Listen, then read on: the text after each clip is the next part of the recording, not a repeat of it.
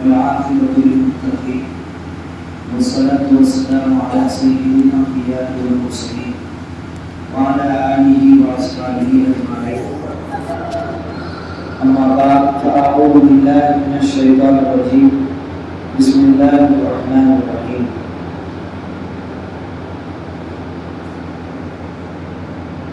يا أيها الذين آمنوا اشهدوا حبا لله والذين آمنوا اشهدوا حبا لله. وقال الله تبارك وتعالى قل إن كنتم تحبون الله فاتبعوني يحببكم الله ويغفر لكم ذنوبكم والله غفور رحيم. صدق الله العظيم. قال النبي صلى الله عليه وسلم المرء مع من أحب ولو ما اكتسب. صدق الله العظيم. اللهم صل على سيدنا محمد وعلى آل سيدنا محمد وبارك وسلم. اللهم صل على سيدنا محمد وعلى آل سيدنا محمد وبارك وسلم. اللهم صل على سيدنا محمد وعلى آل سيدنا محمد وبارك وسلم. قابل احترام بزرگوں، نوجوان بھائیوں، اللہ رب العزت کا کرم ہے کہ اللہ رب العزت نے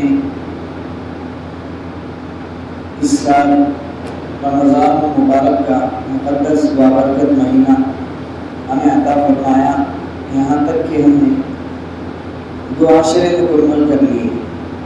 آج مغفرت والا عشرہ مکمل ہونے کو ہے.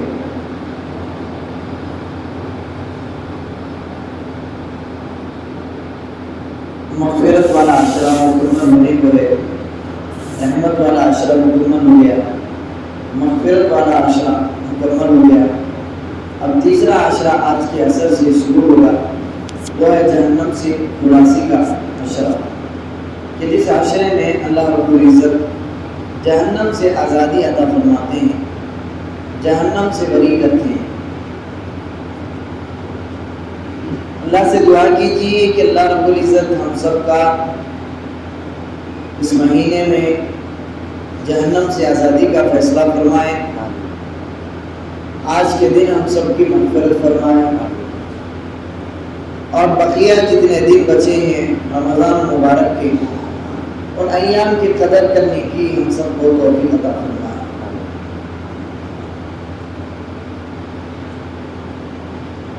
خطبے کے اندر میں نے قرآن پاک کی ایک آیت تلاوت کی ہے، والذین آمنوا اشد حبا للہ، کہ ایمان والے اللہ سے شدت والی محبت کرتے ہیں، بہت گہری محبت کرتے ہیں.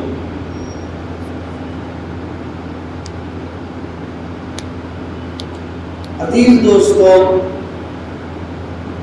اللہ رب العزت نے مجھے آپ کو بنایا ہے.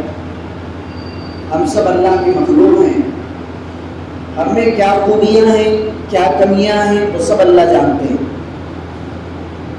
اللہ رب العزت نے ہمارے جسم کا پورا نظام ہمارے دل پہ قائم رکھا ہے. پورا کنٹرول ہمارے دل کے اوپر ہے، ہمارے بدن کا ہے. دل نے ارادہ کیا ہاتھ اٹھانے کا، ہاتھ اٹھ جاتا ہے. بہت جلدی ارجنٹ دل کی باتیں سنی جاتی ہیں. یہاں دل کا ارادہ ہوا فوراً ہمارا عمل صادر ہو جاتا ہے. بہت اسٹرانگ اللہ رب العزت نے یہ نظام بنایا ہے. ایسا نہیں ہوتا کہ ہم نے دل میں ارادہ کیا کچھ بولنے کا اور بہت تاخیر کے بعد وہ فیصلہ آرڈر ہوا پھر زبان بولنا شروع ہو گئی. ایسا نہیں. دل میں ارادے بنتے جاتے ہیں اور میرے زبان سے جملے جو نکل رہے ہیں دل میں پیدا ہو رہے ہیں اور زبان سے ادا ہو رہے ہیں. بہت اسٹرانگ نظام ہے اللہ رب العزت. اور اللہ رب العزت کو معلوم ہے کہ بندے کے بدن کے اندر ایک دل ہے اور بہت طاقتور ہے، یعنی جسم میں آرڈر دینے کے اعتبار سے بہت طاقتور ہے. آدمی کا دل بولے یہ کام کرنا ہے تو پھر وہ ڈرتا ہے، وہ تو کام کر ہی لیتا ہے کہ بھئی یہ کام کر ہی لینا ہے. دل کی بات سنی جاتی ہے. اللہ رب العزت نے اپنے پیارے حبیب صلی اللہ علیہ وسلم کے زبانی ہمیں تعلیم دی.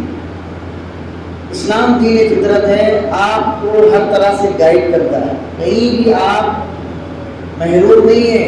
یعنی کوئی ضابطہ، کوئی راستہ ایسا نہیں ہے جہاں پہ آپ یہ ہاتھ جوڑ کے کہیں کہ اب ہمیں رہنمائی کرو. ہر جگہ پہ ہمارے لیے رہنمائی موجود ہے، ہر جگہ پہ ہمارے لیے راستہ موجود ہے. بچہ پیدا ہو جائے تو کیا کرنا ہے اسلام نے سکھایا ہے، جوان ہو جائے تو اس کے احکامات کیا ہیں اسلام نے سکھایا ہے.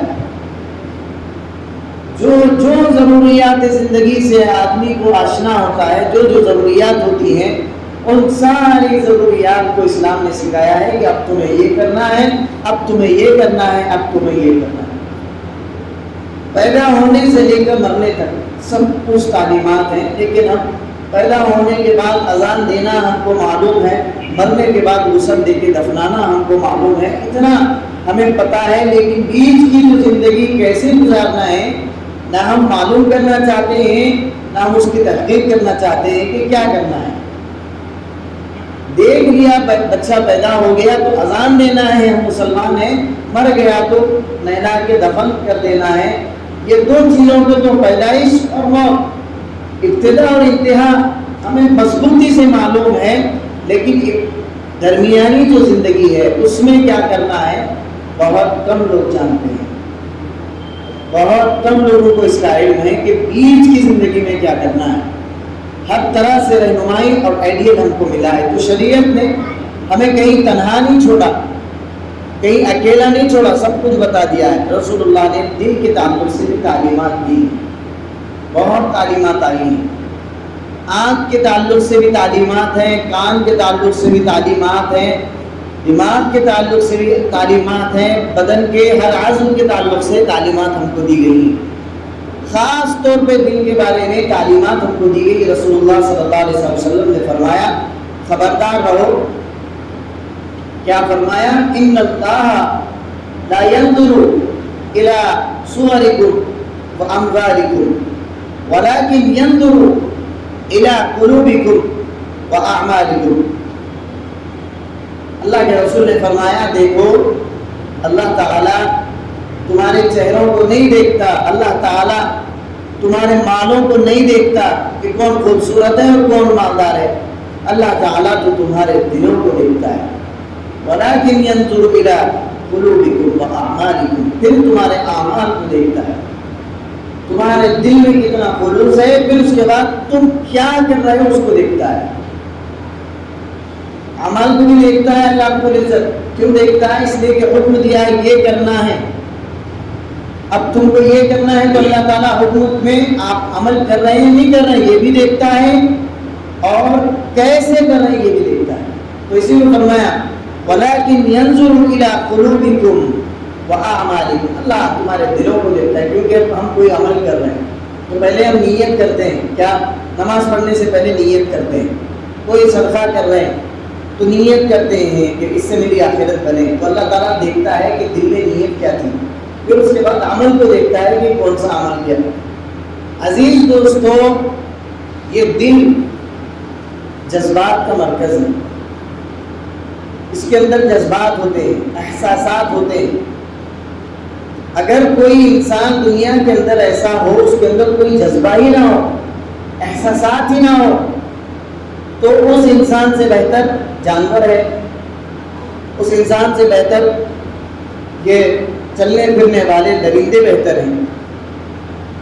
غور کریں تو بات سمجھ میں آتی ہے کہ جب انسان جذبات سے عاری ہو جائے، اس کے اندر جذبات ہی نہ ہو، مر گیا اس کے اندر کا جو انسانیت ہے وہ ختم ہو گئی اور جذبات ختم ہو گئے، تو پھر وہ انسان کہلانے کے لائق نہیں رہتا.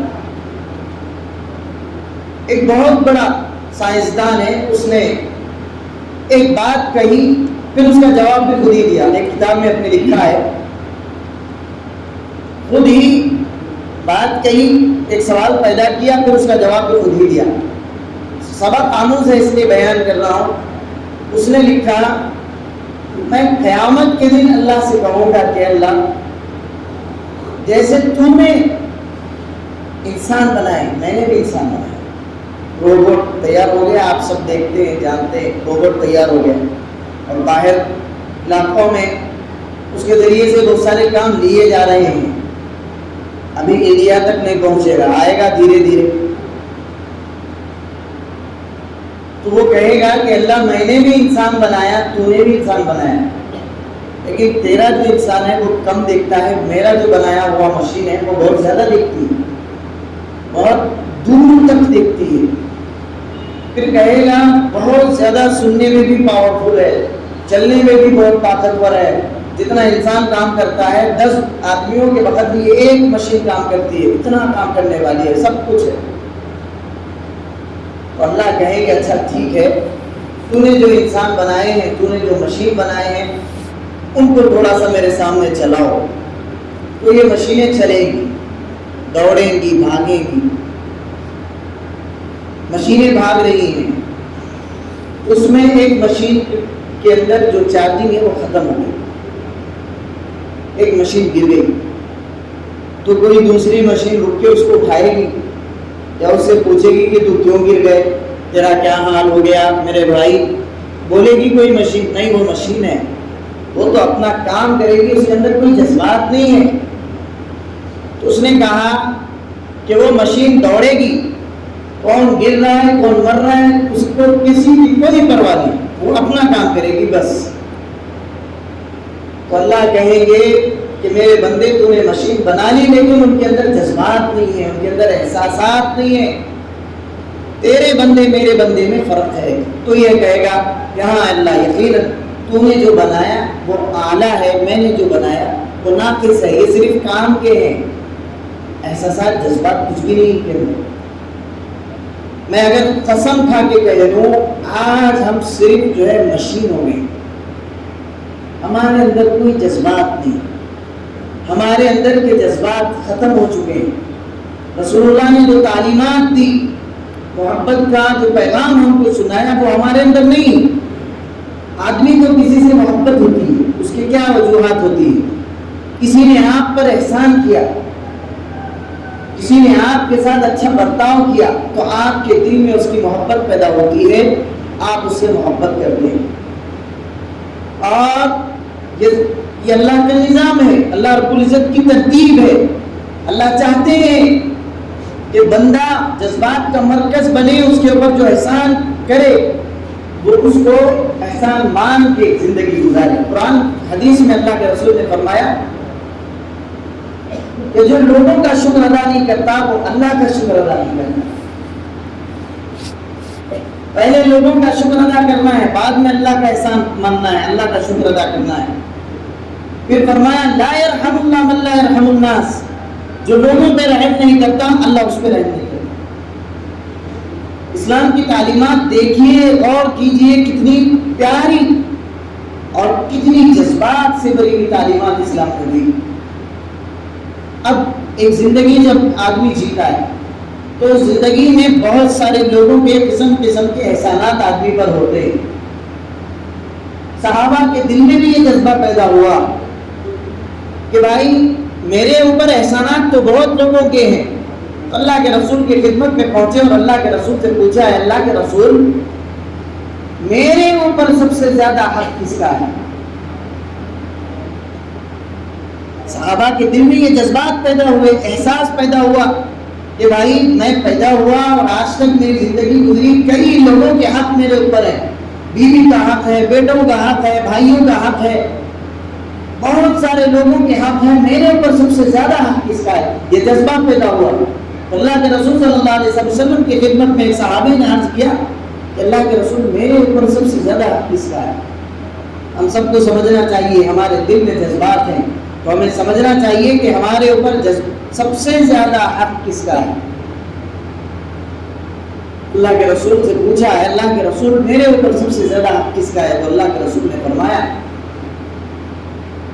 کہ تیرے اوپر سب سے زیادہ حق تیری ماں کا ہے. اللہ کے رسول صلی اللہ علیہ وسلم نے فرمایا تیرے اوپر سب سے زیادہ حق تیری ماں کا ہے.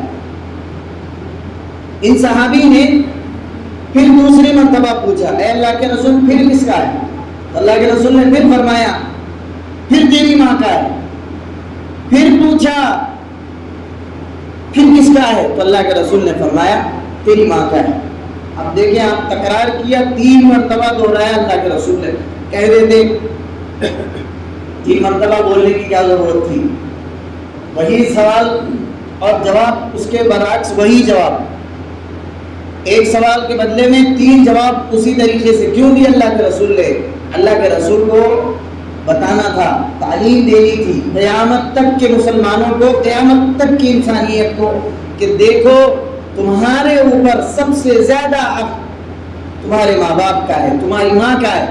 پھر اللہ کے رسول نے فرمایا، پھر پوچھنے کے بعد 4تھی مرتبہ میں فرمایا تیرے باپ کا ہے۔ جذبات ہیں ہمارے اندر، احساسات ہیں، اب احسان کو سمجھتے ہیں، بھلائی کو سمجھتے ہیں۔ ایک آدمی پیاسا ہو، پیاس کی شدت میں ہو اور آپ کو شدت والی پیاس لگی ہو، مثال کے طور پہ آپ مسافر ہیں، روزے میں ہیں، آپ کہیں سفر پہ چلے گئے، مثال کے طور پہ ٹرین میں بیٹھے ہوئے ہیں اور اتفاق ایسی تنگ دامنی اور ایسی پریشانی میں سفر کر رہے ہیں کہ آپ کے پاس پانی بھی نہیں ہے، کھجور بھی نہیں ہے، شربت بھی نہیں ہے، کچھ بھی نہیں ہے، اور کچھ خریدنا چاہتے ہیں تو دکان بھی نہیں ہے۔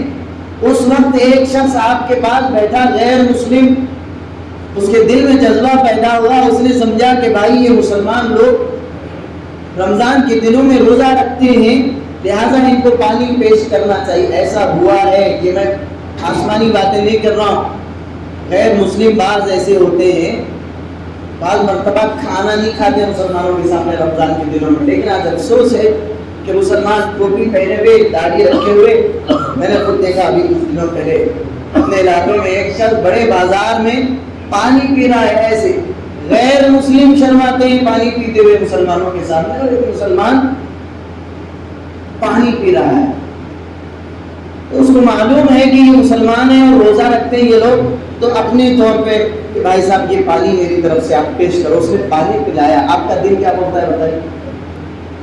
آدمی ظالم ہو، گرا ہوا ہو، کتنا ہی گھٹیا کیوں نہ ہو، درندہ ہو، قاتل ہو، لیکن اس کے دل میں جذبہ ہے، محبت پیدا ہوتی ہے، اس کے دل میں محبت پیدا ہوتی ہے کہ اس نے میرے اوپر احسان کیا ہے، تو اس کا دل نرم ہوتا ہے۔ اور یہ تعلیمات خدا کے بندوں ہم کو ملی ہے رسول اللہ سے، بہت تعلیم دی گئی، رسول اللہ نے پوری زندگی عمل کر کے ہم کو دکھایا کہ دیکھو تعلیم اور تربیت سے زیادہ یہ معاشرت جو تم زندگی گزار رہے ہو، تمہارا کردار، تمہارے اخلاق دیکھو کیسے ہیں۔ میرے نبی صلی اللہ علیہ وسلم چھوٹے سے تھے، 6 سال عمر تھی، والدہ کے ساتھ واپس آ رہے تھے اپنے نانیال سے، مقام ابوا پر یا ابوا پر والدہ کا انتقال ہو گیا، دفن کر رہے ہیں، والدہ کو دفن کیا پہاڑ پر، اللہ آپ کو، مجھے اور سب کو اس مقام پر لے جائے، حج بیت اللہ کی زیارت نصیب فرمائے، ہم بھی کسی دن کعبۃ اللہ کا دیدار کریں۔ بہت سارے لوگ آپ میں سے گئے ہوئے بھی ہیں، وہ جانتے ہیں، انہوں نے دیکھا ہوگا اللہ کے رسول صلی اللہ علیہ وسلم کی والدہ حضرت آمنہ کی قبر پہاڑی پر ہے، اوپر ہے، اللہ کے رسول صلی اللہ علیہ وسلم اور ایک باندی حضرت آمنہ کے ساتھ تھی۔ جب اللہ کے رسول صلی اللہ علیہ وسلم کی والدہ حضرت آمنہ کو دفن کیا گیا، چھوٹی عمر ہے اللہ کے رسول کی، آپ کو لے کر نیچے آئیں، آپ کی حضرت آمنہ کی جو باندی تھی وہ لے کر نیچے آئیں، غالباً ام ایمن ان کا نام تھا۔ اللہ کے رسول صلی اللہ علیہ وسلم کو اپنی ماں کی یاد آ گئی، پھر چھوٹا سا بچہ، پھر وہاں سے دوڑے، پلٹے، تیزی سے قبر پہ چلے گئے اور قبر سے چمٹ کے رونے لگے اور کہا اماں جان تو جانتی تھی میرا دنیا میں تیرے علاوہ کوئی بھی نہیں تھا، اب تو میرا تیرے علاوہ دنیا میں کوئی بھی نہیں تھا، رو رہے ہیں۔ اللہ کے رسول کو کھینچ کر لانا پڑا۔ یہ جذبات کا مرکز ہے میرے نبی صلی اللہ علیہ وسلم، یہ تعلیمات ہم کو دی گئی۔ پھر ایک وقت آپ کو اپنی ماں کی یاد آئی تو کہنے لگے کاش کہ میری ماں زندہ ہوتی، افسوس کر رہے ہیں کاش میری ماں زندہ ہوتی۔ پھر کہا کاش کہ میری ماں زندہ ہوتی، میں فجر کی نماز پڑھ رہا ہوتا اور مجھے میری ماں کہتی بیٹے محمد، تو میں نماز کو توڑ کر اپنی ماں کی خدمت کے لیے چلا جاتا، اپنی ماں کے پاس پہنچ جاتا۔ یہ رسول اللہ صلی اللہ علیہ وسلم کی تعلیم ہے۔ نماز کتنی، اللہ کے رسول نے فرمایا کہ نماز میری آنکھوں کی ٹھنڈک ہے، اور کیا کہہ رہے ہیں، فجر کی نماز میں ہوتا تو میں نماز کو چھوڑ کر اپنی ماں کی خدمت میں چلا جاتا۔ آج میں اپنے نوجوان بھائیوں سے کہنا چاہتا ہوں، اپنے دوستوں سے کہنا چاہتا ہوں، ہمارے گھر میں ہمارے بوڑھے ماں باپ موجود ہیں، ماں موجود ہے، باپ موجود ہے، لیکن آج معاشرے میں ان بوڑھے ماں باپ کو بوجھ سمجھا جا رہا ہے، ایک بوجھ سمجھا جا رہا ہے، ایک آفت سمجھی جا رہی ہے۔ حالانکہ رسول اللہ نے تعلیم دی کہ اگر کوئی شخص اپنی ماں کو محبت کی نظر سے دیکھے تو اس کو ایک حج کا ثواب ملتا ہے، مقبول حج، حج میں بھی مقبول حج کا ثواب ملتا ہے۔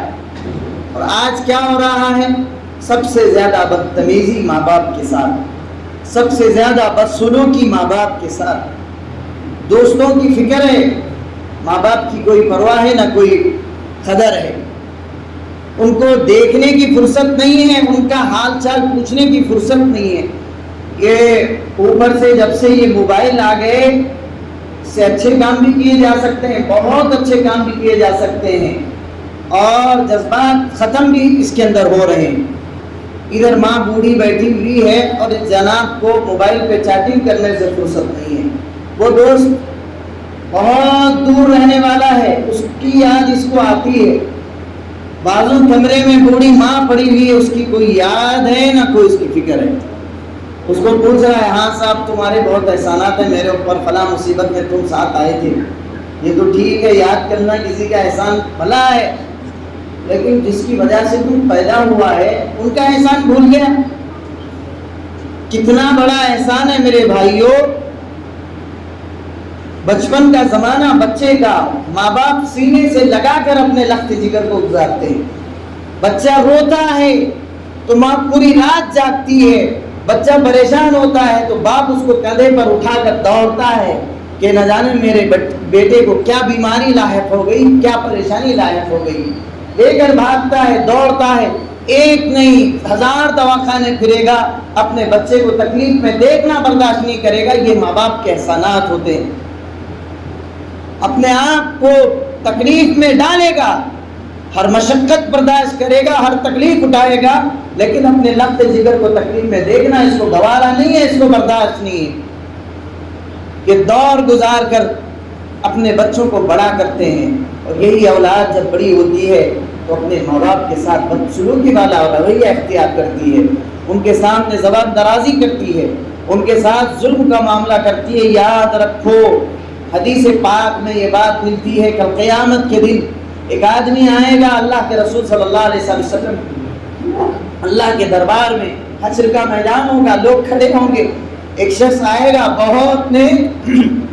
بہت نیکیاں اس کے پاس ہوں گی، بہت اعمال ہوں گے، نمازیں ہوگی، تہجد ہوگی اور بہت ساری نوافل ہوں گی، لیکن جب اس کا حساب و کتاب ہوگا اور نیکیوں کا پلڑا بھاری ہو جائے گا، گناہوں کا پلڑا جھک جائے گا، اب یہ خوش ہوگا کہ بھائی میرے لیے تو جنت ہے۔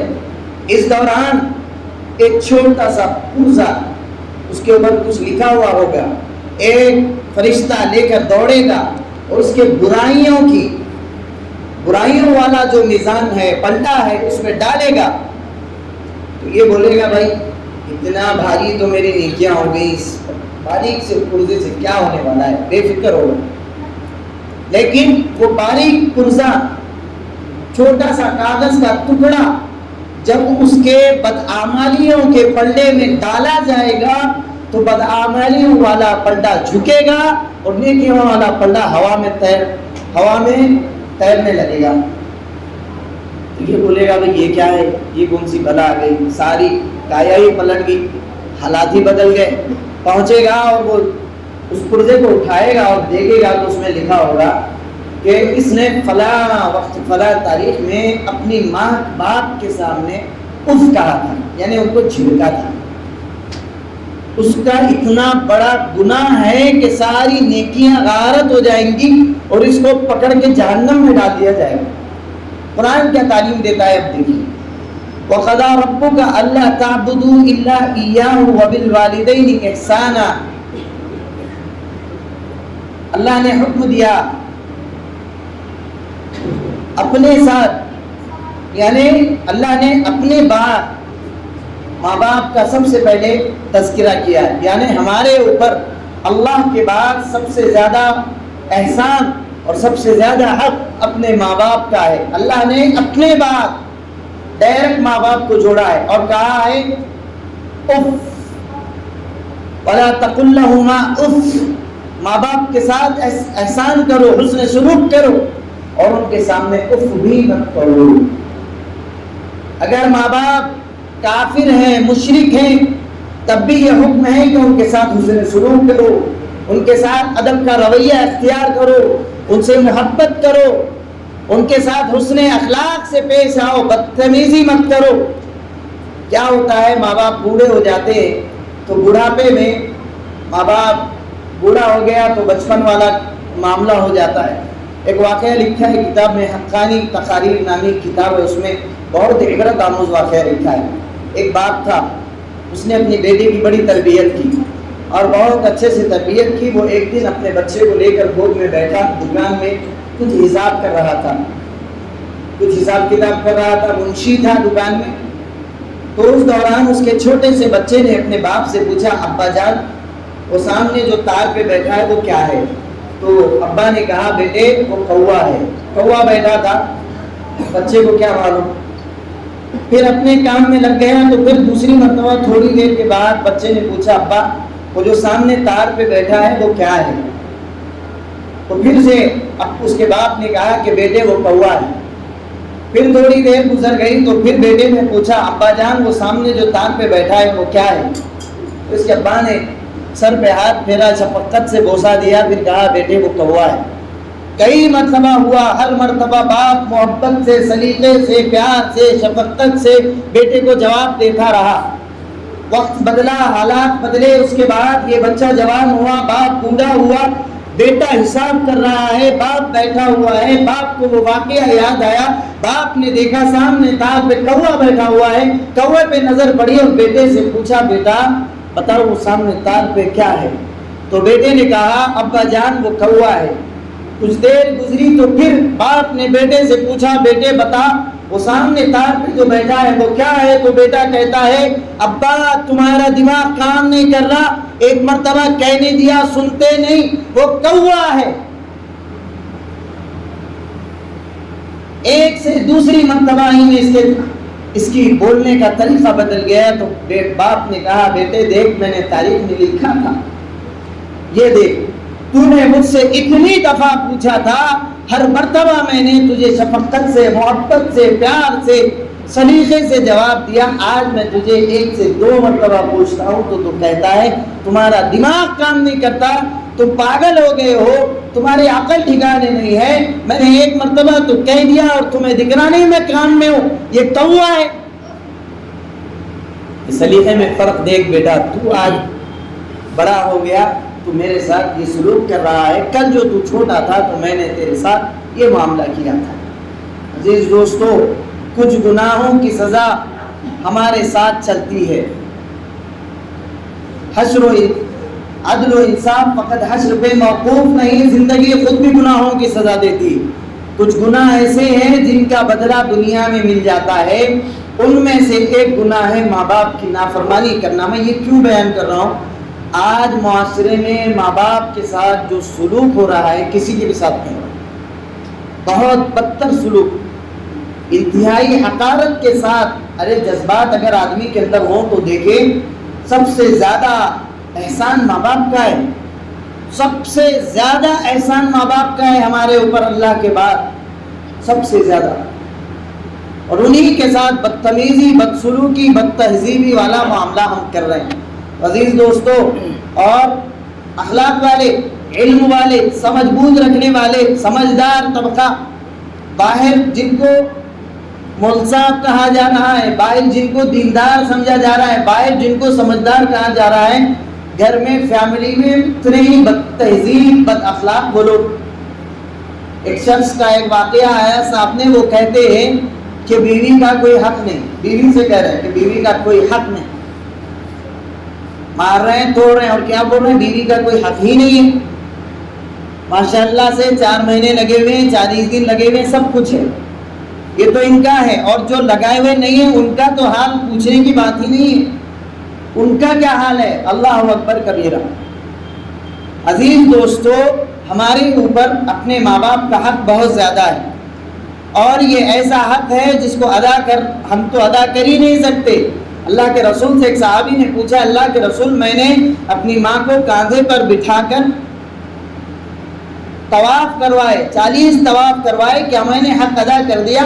غیب سے آواز آئی، تیرے ماں کی دردزے کی حالت میں، بچہ پیدا ہونے کی جو حالت ہوتی ہے اس میں درد ہوتا ہے، اس درد کی پہلی آہ کا حق بھی تو نے ابھی ادا نہیں کیا. اتنا بڑا حق ہے ماں باپ کا، ہم حق ادا نہیں کر سکتے. ہمیں حسن سلوک کا حکم ہوا ہے، حسن سلوک سے ماں باپ کے ساتھ پیش آئے. اگر نہیں آئے تو کیا ہوگا، میں بتا کے اپنی بات ختم کرتا ہوں. اگر کوئی اپنے ماں باپ کے ساتھ حسن سلوک سے پیش نہ آئے تو اس کا کیا ہوگا؟ میں نے کہا کہ کچھ گناہوں کی سزا دنیا میں نقد ملتی ہے، اس میں سے سب سے پہلا نمبر ہے ماں باپ کے ساتھ ظلم کرنے کا معاملہ، ماں باپ کے ساتھ بدتمیزی کا معاملہ سب سے پہلے یہ ہے، اور اس کا بدلہ نقد ہے، دنیا میں ملے گا. اللہ تعالیٰ دنیا میں برابر کر کے ماریں گے. جتنی بدتمیزی اس نے کی ہے اتنا سلوک اس کو ملے گا جب تک یہ مرے گا نہیں. ایک واقعہ لکھا ہے تاریخ کی کتابوں میں کہ ایک بیٹا اپنے باپ کو مارتا ہوا گھسیٹ رہا تھا، ایک پل تک پہنچا. تو جب پل پہ پہنچا تو باپ نے کہا، بیٹے بس کر، اب اس سے آگے مت بڑھ، بیٹے بس کر دے، اب اس سے آگے مت بڑھ، اگر تو اس سے آگے بڑھے گا تو تو ظالم ہو جائے گا. بیٹا بولا، یہ کیا معاملہ ہے ابا جان، میں تو آپ پر ظلم کر ہی رہا ہوں، یہ کیا معاملہ ہے؟ تو باپ نے کہا، میں نے اپنے باپ کو مارتے ہوئے یہاں تک ہی لایا تھا، اس پل تک. اگر تو اس سے آگے مجھے لے جاتا ہے تو تیری اولاد بھی تجھے اس سے آگے لے جائے گی، اور تو میرے اوپر ظلم کرنے والا ہوگا. جیسی کرنی ویسی بھرنی، نہ مانے تو کر کے دیکھ، جنت بھی ہے جہنم بھی ہے، نہ مانے تو مر کے دیکھ. اب بولیں گے صاحب اعمال اچھے کریں گے تو جنت ملے گی، تو پھر اس کے لیے تو مرنا پڑے گا. عزیز دوستو، یقیناً جیسی کرنی ویسی بھرنی، جو کریں گے وہ ملے گا.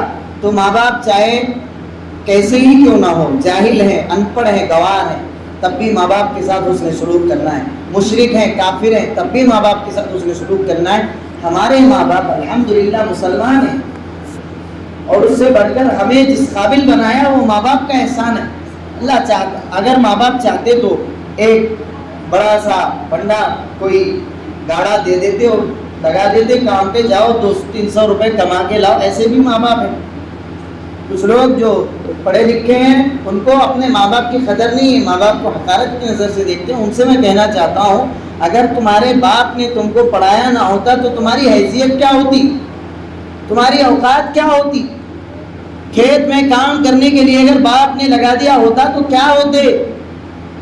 جس شان سے آج چلتے ہو کیا اس شان کے لائق ہوتے؟ لیکن دنیا کا کوئی باپ آپ کو ایسا نہیں ملے گا جو اپنے اولاد کو ان پڑھ رکھنا چاہے، اپنے کم درجے میں دیکھنا چاہے. ہر ماں باپ کی خواہش یہ کہ میرا بچہ جتنا میں نے پڑھا لکھا، جتنی میں نے ترقی کی، مجھ سے زیادہ آگے بڑھے.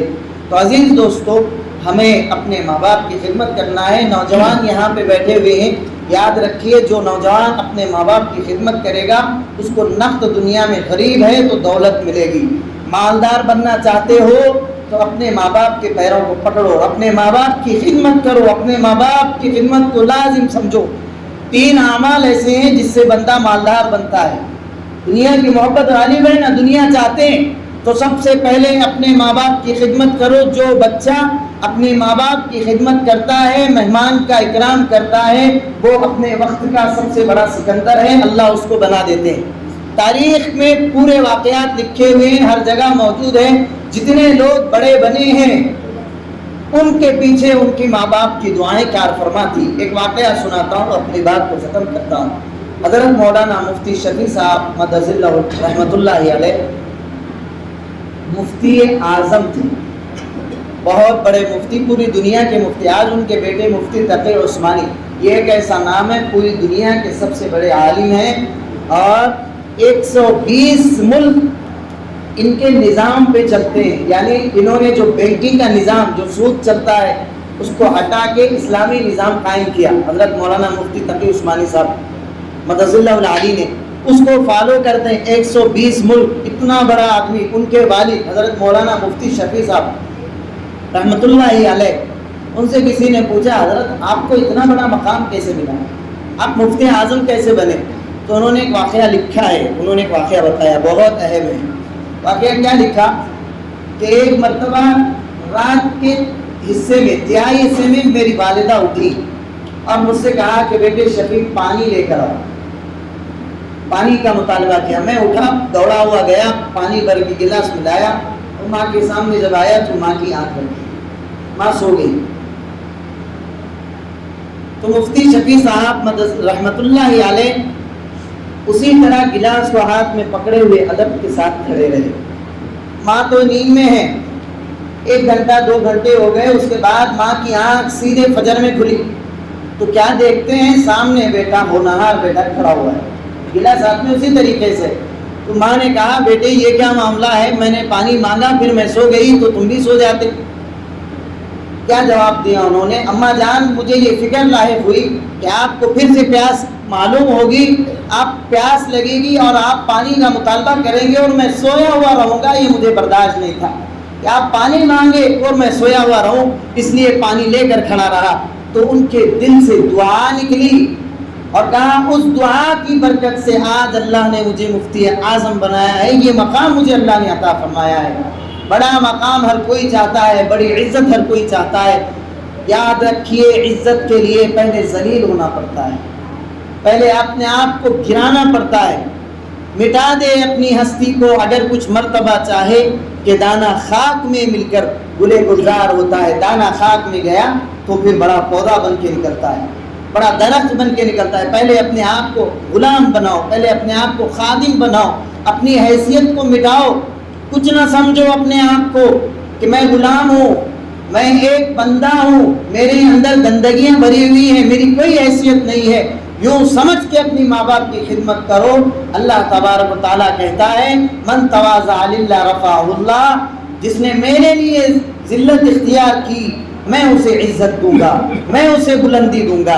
اللہ رب العزت سے دعا ہے کہ اللہ رب العزت ہم سب کو جذبات کے ساتھ زندگی گزارنے کی توفیق عطا فرمائے، اپنے ماں باپ کی خدمت کی توفیق عطا فرمائے، ان کی قدر کی توفیق عطا فرمائے. اور جو لوگ نافرمانی کر رہے ہیں اور جو لوگ ناقدری کر رہے ہیں ان کو سمجھ عطا فرمائے، ان کی ہدایت کے فیصلے فرمائے. آمین. وآخر دعوانا الحمدللہ رب العالمین. جن بھائیوں نے سنت نہیں پڑھی وہ سنتیں